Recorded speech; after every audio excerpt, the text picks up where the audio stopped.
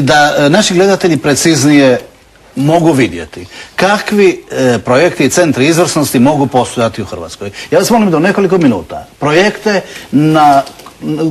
koje vodite ili na neki način u njima sudjelujete, pokušate objasniti što oni znače za Hrvatsku, što znače za građane, što znače za kvalitetu našeg zdravstva, koliko su mjerljivi i usporedivi s europskim i svjetskim projektima. Evo, vi trenutno radite, molim objasnite ih, to su dva velika projekta. Praktično, koliko ljudi, kakvi timovi i kakva kvaliteta? Nekoliko je projekata u koji sam ja uključen osobno i jedan od mojih najvećih interesa je sada ovaj dio koji je vezan za edukaciju studenata na Medicinskom fakultetu u Splitu, u Osijeku gdje držim nastavu, jer ako ono znanje koje imam, na primjer, kao sveučilišni profesor u Americi, mogu mojim kolegama mladim prenijeti, to znači da će oni jednog dana biti konkurentni. To je jedna od temeljnih stvari koja želim reći. A od ovih drugih projekata... Evo, vratimo se konkretno na bolnicu sa 42 novozaposlena od 15.3. Što će ona sadržavati, koga liječiti i zašto ju pokrećete? Vidite, taj jedan projekt ima temeljnu svrhu u postavljanju jednog sustava izvrsnosti gdje ćete vi istovremeno biti i jedna sjajna bolnica u kojoj će se moći liječiti bilo koji Evropljanin, jer ja sam umoran od toga da Hrvati moraju sagibati kralježnicu ispred jednog Njemca, Engleza, što se znanja tiče, nema razloga za to. I da pače želim vidjeti bolesnike iz Njemačke, Francuske i drugih država da dolaze na terapiju kod nas. Projekt koji ste vidjeli u Zaboku će imati nekoliko segmenata. Prvo je jedna ogromna ušteda državi, jer je privatnik, odnosno jedan cijeli konzorcij gdje je gospodin Andabak, ali i evropski fondovi, izraelski, američki, će nabaviti jedan magnet, jedan od najsuvremenijih magneta koji će biti prvi u Zagorsko-krapinskoj županiji, dakle državu nije koštalo lipe, a nakon potpisivanja ugovora sa Hrvatskim zavodom za zdravstveno osiguranje, bilo koja osoba iz Hrvatske će moći imati jedan tretman, ali ako neko hoće privatno platiti, on to može napraviti. A ovo što vidimo ovdje iza vas, što je to? To je dio jednog velikog projekta. To je puno veći projekt koji ide u Stubičkim Toplicama, jedan projekt koji je u vrijednosti negdje oko 120-130 milijuna eura, iza kojeg stoje evropski fondovi. To je negdje 800 milijuna kuna ili tako nešto? To prelazi milijardu kuna. Milijardu kuna. Ali pogledajte koncept bolnice. Kad vi pogledate ovo, zar Hrvatska neće biti ponosna na jedan ovakav centar izvrsnosti, Svetu Katarinu, bolnicu, koja će imati apsolutno sve segmente dijagnostike, od genetske predispozicije za nastanak bolesti do analize putem 3 Tesla magneta. Zar neće biti ovaj jedan projekt ponos Hrvatske države? Pogotovo ako u tom segmentu gledate da smo prisilili neke evropske fondove da dođu i da unose novac u Hrvatsku jer vjeruju u izvrsnost hrvatskih liječnika. I to ja želim vrlo jasno reći. Hrvatska ima sjajne liječnike koji rade u bolnicama. Inače, i mi koji smo educirani na takvim mjestima ne bi imali o čemu pričati. Pogledajte taj drugi koncept izgleda bolnice, koja je bolnica za 22. stoljeće. Svega nekoliko ovakvih bolnica možete pogledati u cijelom svijetu, ali je bit da mi imamo izvrsne liječnike kojima trebamo dati mogućnost da se mogu dokazati i biti konkurentni na tržištu. Zbog čega studenti Medicinskog fakulteta Zagreba, Osijeka i Splita ne bi mogli dio nastave imati na mjestu gdje će on nastavu držati profesori sa Harvarda, Penn State-a ili nekog drugog mjesta? I moje temeljno drugo pitanje. Ako država čini jednu ogromnu uštedu u jednom cijelom konceptu zdravstva, jer privatni sektor kad uloži novac, to je ušteda državi jer ne kupuje aparaturu, ne plaća liječnike. Zbog čega takav projekt ne bi bio jedan od prioriteta ako želimo razviti Hrvatsku državu? I naravno, ako mi dozvolite, ja bi u ovom segmentu rekao da je ministarstvo imalo dobre poteze u sređivanju tog cijelog sustava, ili vi znate da osnovno zdravstveno osiguranje danas 15% na bruto plaću svakog zaposlenika ide izdvajanje, i to je jedno od najvećih u Europi. Jedan koncept koji je ministar govorio je da oko 5% može ići u buduća privatna osiguranja koji bi mogli kroz taj novac napraviti daleko veći investiciju u hrvatsko zdravstvo nego što to može napraviti država. Ali to je pitanje slobodnog tržišta gdje ja želim istaknuti odmah u ovom trenutku da ja želim da to slobodno tržište osigura apsolutno jednu sustavnu zaštitu svakom građaninu Republike Hrvatske. Mi ovdje ne govorimo o elitnom zdravstvu. Mi govorimo o zdravstvu koji će biti izvrsno, ali dostupno svakom građanu Republike Hrvatske. Baš me zanima, hoću li ja kod vas, kod gospodina Gabrića i gospodina Šoja doći po vašim cjenicima koje će provjeriti Porezna uprava, Financijska policija, ne znam je li se toga bojite, hoću li moći sa svojim primanjima doći to plaćati. Ako mi dozvolite, gospodine Bilić, ovakvi projekti u Republici Hrvatskoj, koja još u jednoj fazi razvoja demokracije, su odlična meta za anonimne prijave USKOK-u, DORH-u. Znate zbog čega? Zbog neznanja i zbog ljubomore. Ali Bogu hvala, takva vremena prolaze. Jer kad radite privatne projekte, onda je svaka kuna transparentna jer vi nemate kome uzeti. Vi radite s vlastitim novcem. S druge strane, mogućnosti manipulacije su bitno reducirane i ja moram shvatiti da je u povijesti i u prošlosti Hrvatskoj bilo reakcije da su ljudi u nesnalaženju se bavile pitanjem ljudi koji unose investicije i to je imalo jedan vrlo loš, odnosno odjek u Europi. Ja se nadam da to vrijeme iza Hrvatske države, definitivno. Jedan drugi koncept, odnosno centar izvrsnosti koji ste vi napravili ovdje, gospodine Gabriću, koji je mjerljiv sa europskim centrima izvrsnosti, ali zanimljivo je da ste se u svom poslu, ne samo u Zagrebu, okrenuli na tržište jugoistočne Europe. Koji je to koncept? Pa prvi koncept je da uopće nisam želio nikad raditi sa HZZO-om ni sa državom da ne bi bio u konfliktu interesa. I vi ćete se iznenaditi koliko ljudi je danas osvijestilo tu situaciju da žele uložiti u svoje zdravlje, jer ako su spremni trošiti na mobitel, na novine, na cigarete, na zimovanje, na ljetovanje, na čizme, torbice i tako dalje, pa najvažnija stvar u životu je zdravlje. Prije ove recimo ozbiljnije medicine, to se već dešavalo u stomatologiji, da su ljudi ne koristili HZZO i uputnice da bi sebi napravili da imaju ljepše zube. Danas ljudi su spremni uložiti 1000 eura, 2000 eura da riješe svoj problem vida. I oni čak ne traže od države da im to kompenzira, zato što je njih sustav prisilio na to da oni naprosto imaju pravo da ostvare uslugu, a ne mogu ga ostvariti bez poznanstva ili, ako ćemo reći to, neke sive ekonomije da to ostvare. Danas su ljudi svjesni da im nikakva veza ne treba i da sa malo novca mogu riješiti problem.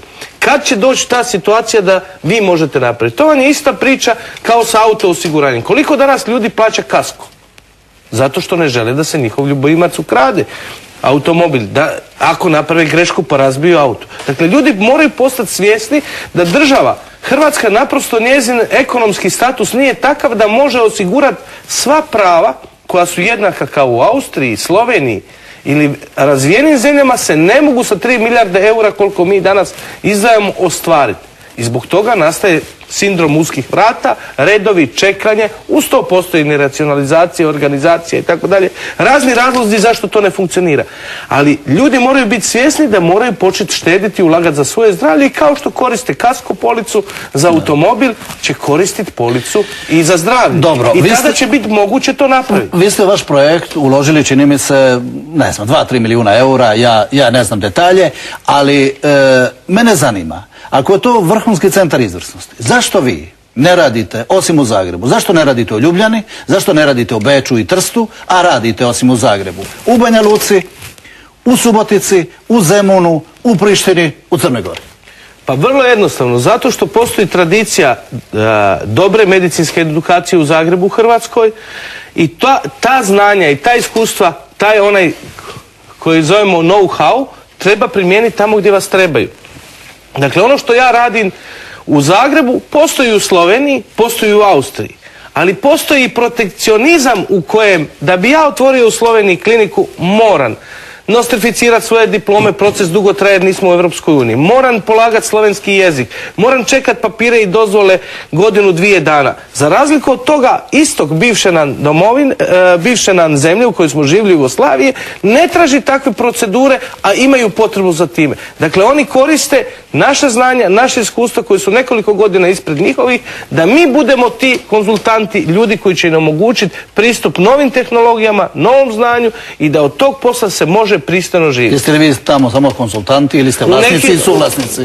U jednom dijelu tih projekata sam suvlasnik, negdje većinski, negdje manjinski, a negdje sam konzultant. Znači li to da za manji novac mogu dobiti vrhunsku kvalitetu kao i Ljubljani i u Beču ovi vaši pacijenti iz nekoliko nabrajenih destinacija? Apsolutno, zato što kako dođemo do tog projekta? Dakle, aparat ili laser kojeg ja koristim 3 godine u Zagrebu, još uvijek je dobar laser i sa tim laserom još možete 5 godina raditi. Oni nemaju novca da kupe potpuno novi laser, ali mogu kupiti novi ultrazvučni aparat laser koji je star 2 ili 3 godine i zbog toga vam je cijena startna zahvata recimo 20 ili 30% niža nego što je u Zagrebu. Dakle, to se dešava i u automobilskoj industriji. Vi vidite da taksisti u Zagrebu možda imaju noviju generaciju automobila, a taksisti u Beogradu, Sarajevu, Prištini koriste automobile koji su stari 4 ili 5 godina, ali još uvijek voze. Još uvijek se sa tim sredstvima rada može kvalitetno obavljati usluga koja se radi. Dakle, naprosto taj transfer tehnologije je lakše prebaciti prema istoku i jugu nego konkurirati zapadu koji se štiti od vanjske konkurencije. Jeste li pritom vi vodili računa i o konkurenciji svojoj u privatnom biznisu kojim se vi bavite u Hrvatskoj? Što držite o toj konkurenciji? Je li ona ima iste uvjete kao i vi? Hoćete li o njima reći ružnu ili sasvim normalnu rečenicu da podupirete konkurenciju? Apsolutno podupirem konkurenciju, ali ključ svakog posla je, dakle, doktori moraju shvatiti da nije jedina sreća raditi u državnoj bolnici pa popodne raditi malo privatno. Kogod prakticira takvu vrstu posla neće nikad napraviti veliki rezultat jer ne možete biti posvećeni na dvije strane. Dakle, većina moje konkurencije nije raščistila tu vezu sa državom, sa budžetom koji je zapravo ovisnost o budžetu. To je igla na koju su navikli u Hrvatskoj, ne samo u zdravstvu, nego u svim segmentima života, da je zagarantirani neki pacijent i zagarantirani prihod. Ja sam se odredio da budem lovac, oni su odredili da budu ratari, da neko njima da neki posao pa će im platiti po manjoj cijeni sigurnoj. Ja idem u veću neizvjesnost kad tražim pacijente na slobodnom tržištu, kad otvaram, ali to je pitanje karaktera i hrabrosti. U zdravstvu možete sasvim lijepo i legalno živjeti, pristojno zarađivati za sebe, svoju obitelj, za obitelj onih ljudi i zaposlenika koji rade, a ono što je doktor Primorac rekao, dakle, državi je jeftinije sklapat koncesiju sa privatnikom nego sa državnom institucijom. Zašto? Zato što kad vi operirate kuk ili oko, država plaća recimo 1000 eura. U tih 1000 eura je samo cijena te operacije. Ne plaća vam država niti vašu gradnju objekta, niti vaš aparat, niti vašu čistačicu, sestru, porodiljsku naknadu, ništa. Za razliku od toga država gradi državni kapacitet, plaća zaposlenike i plaća uslugu. Recite mi još samo jednu stvar u 2 rečenice. Prvo, kako ste mogli i s kojim novcem uložiti, ne znam, 20-30 milijuna kuna? Možete li pozitivno poslovati i je li imate straha od dolaska porezne uprave, financijske, krim policije i tako dalje u vašu kliniku? U ovu moju kliniku koju sad vidite na ekranu sam uložio 7 milijuna eura i za 15 godina moram vratiti 10 milijuna eura. Znači to je kredit? To je kredit i leasing i vlasnik moje klinike je Lokat Leasing, vlasnik moje opreme je BKS Leasing.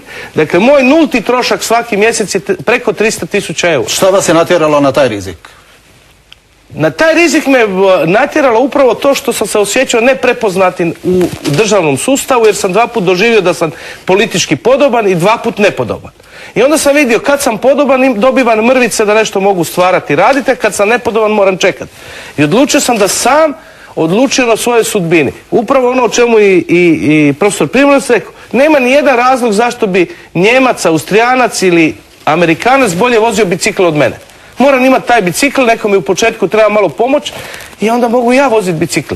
Dakle, nikakav problem nema. Na prošle godine smo imali javni podatak 33 milijuna kuna prihoda u privatnoj klinici bez rada sa HZZO-om i imali smo 10% dobit na koju ćemo platiti porez i ja mogu sve pokazati javno što sam napravio. Imam 50 zaposlenih, imam 23 doktora i nemam ljudi koji rade u mome sistemu da dolaze popodne raditi da mi oni ostvaruju prihod. To su ljudi koji su vezali svoju sudbinu i svoj život za taj projekt koji zajedno radimo.